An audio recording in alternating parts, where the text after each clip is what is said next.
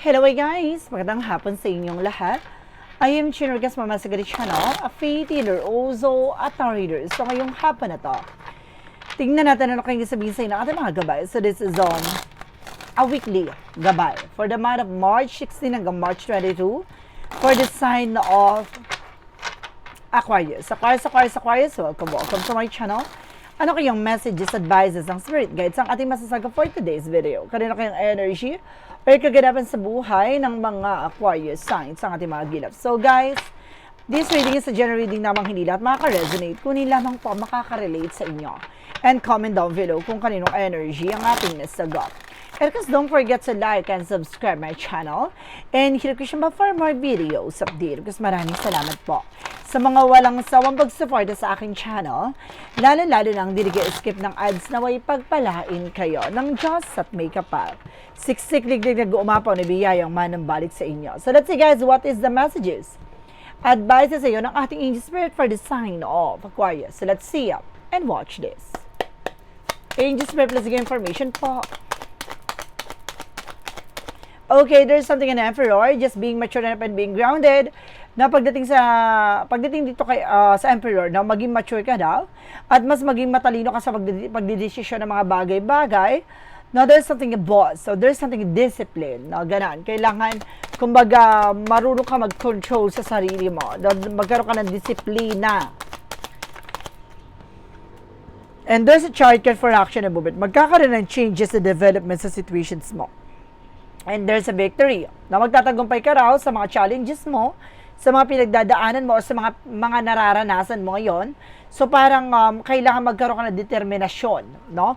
Para maisakatuparan lahat ng bagay na gusto mong gawin.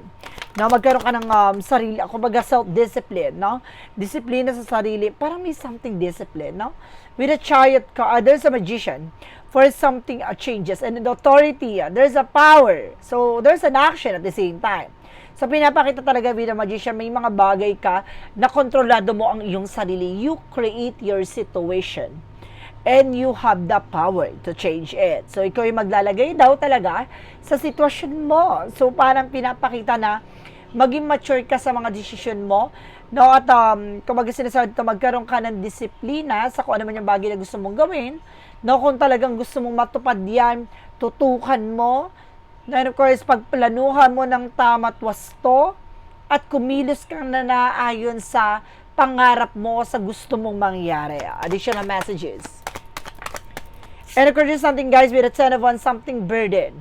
So it means guys, no, na magkaroon ka ng self-discipline at self-respect the way na parang na overburden eh. So ibig sabihin na inaako mo lahat. So talagang binibit-bit mo lahat ng bagay na alam mong hindi mo na kaya.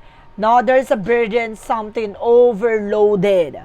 No, napakabigat na at hindi mo naman dapat yan inaako at binibit-bit ay binibit-bit mo. So it means guys, no, inaabuso ka na nasa paligid mo, sige ka pa ring inilaban. No, ginagamit ka na lang nila, tinatarantado ka na lang nila, hindi ka nadadala. Diba? Napakabait mo naman talaga. There's something guys with the 4 Pentacles to protect budgeting. So even yung mga pinaghirapan mo na, oh my God, walang natitira din sa'yo at the same time.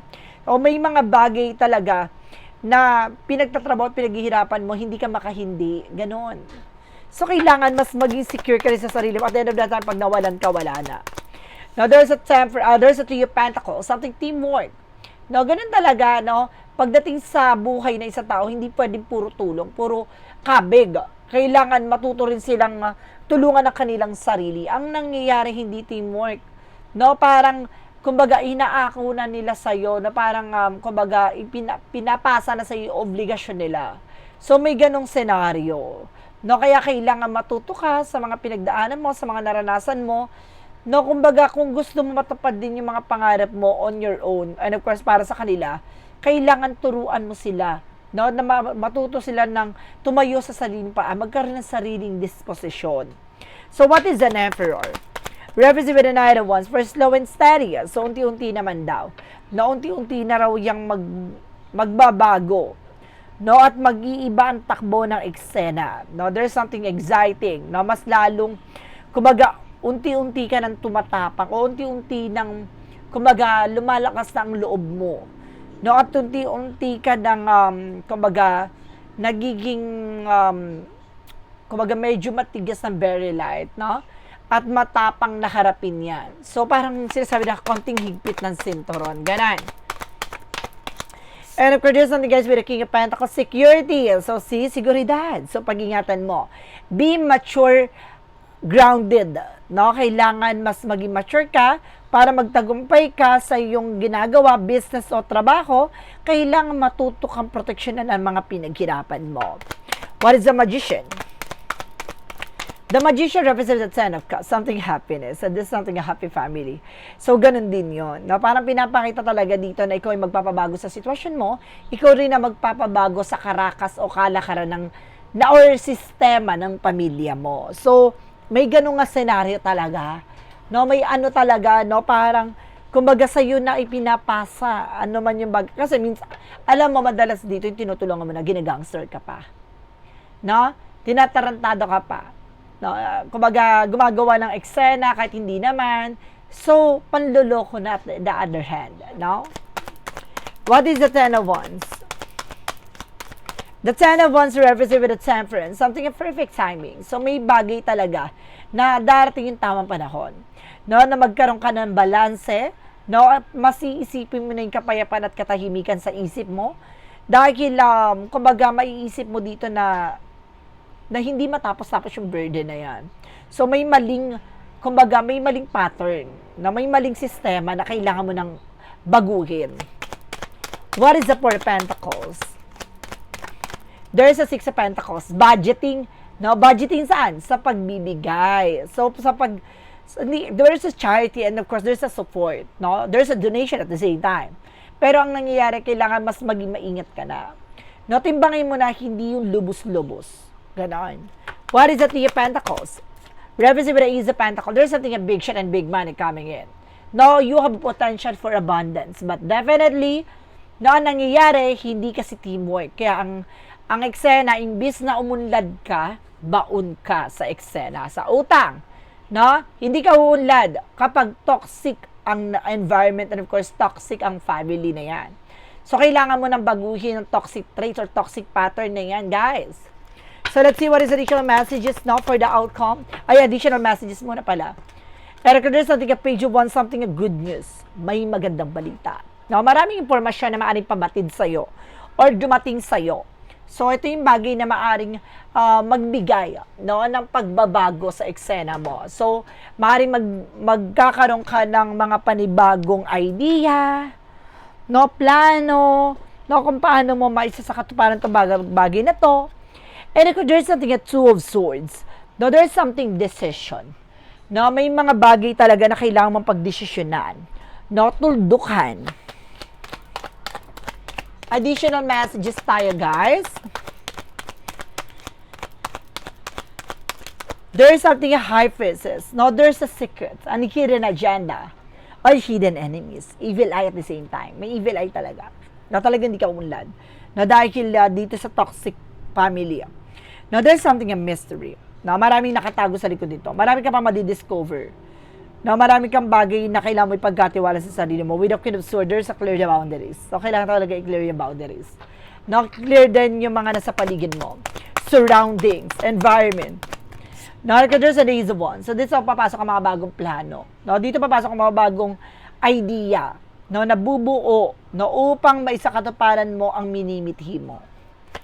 No, kumbaga yung pagtulong, hindi naman masama yan. Ang masama, yung inaabuso ka, no, at niloloko ka. Ganon. And of course, there's a Ace of Cups, there's something new love coming in. Even sa pag-ibig, ganon din. No, hindi magsaksid ang pag-ibig dahil sa bigat ng pinapasan mong problema pagdating sa family. No, kailangan there's something unity, no, pagkakaisa. Para pagdating sa pag-ibig napapasukin mo, no, or pagdating sa relasyon napapasukin mo, no, hindi ka na mahihirapan. So, ganun din, no, sa relasyon. So, kung nagkakaroon ng struggles, kailangan ng teamwork. No, hindi pwedeng one-sided or something na isa lang ang gumagawa o isa lang ang kailangan may teamwork, no? Kumbaga, mayroon talagang pagtutulungan pagdating sa relasyon, pagdating sa partnership. For the outcome, there's something a King of Cups. Your person is very devoted. Devoted naman daw yung person mo. And supporting.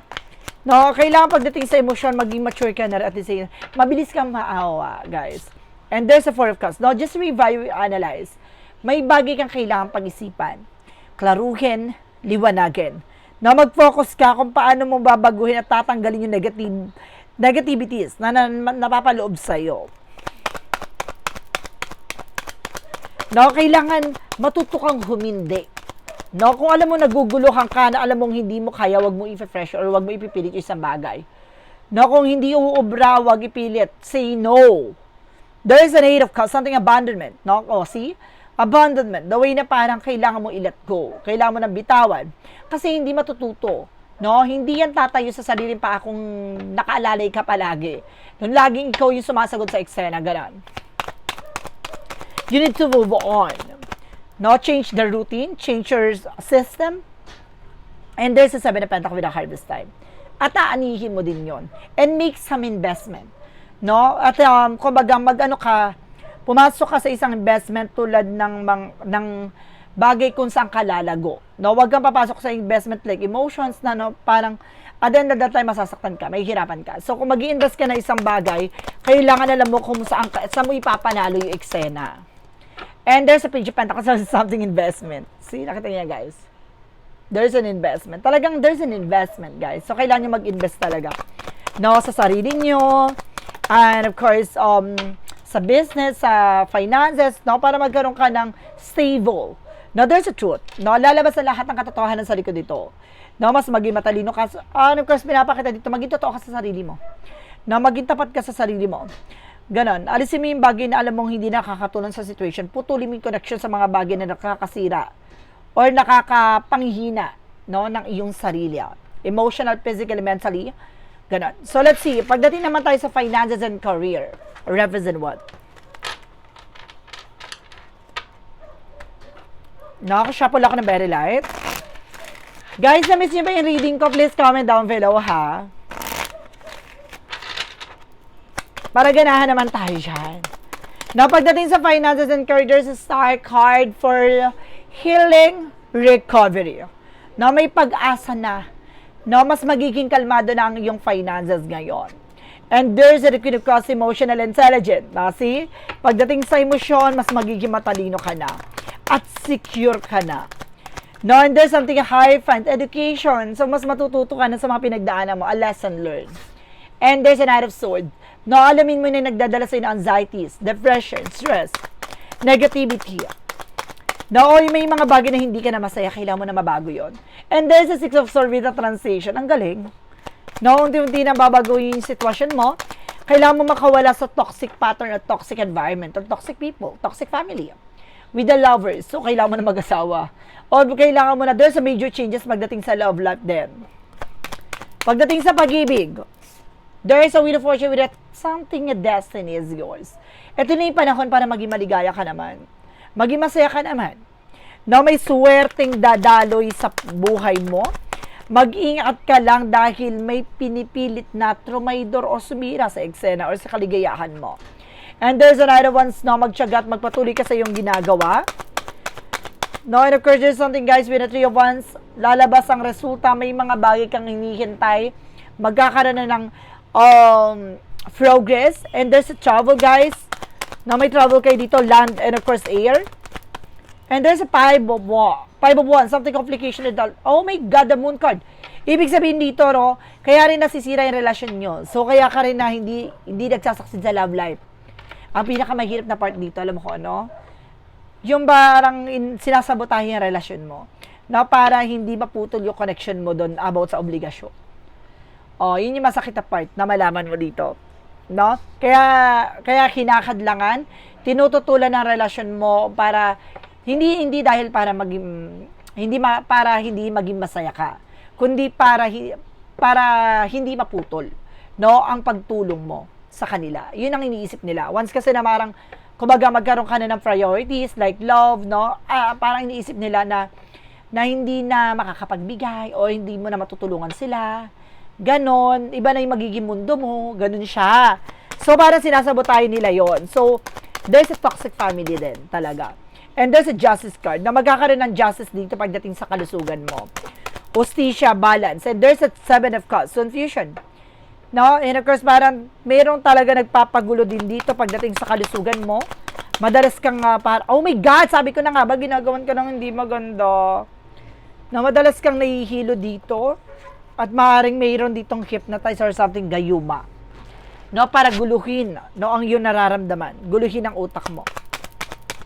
Yun yung masakit na part. There's a spying, looking, watching. No, there's a something, a page of something species. Ibig sabihin, malapit lang talaga siya. There's an intuition. Ganun nga, isipan nga ang inaatake sa'yo. No, oh my God, there's a toxic family talaga, guys. Grabe. Yung tinulungan mo na ginawa ka pa ng hindi maganda. Ganon.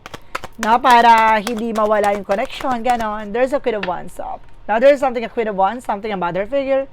Babae ito, no, ang sumasalbahe sa'yo. It's either nanay mo to or sister mo to. No, may pinakamasakit na pa. Or maaring sister-in-law. No, maaring mother-in-law. Ganon. Ganon siya. So guys, let's see what is additional messages tayo pagdating sa magical fire messages advices. So let's watch this.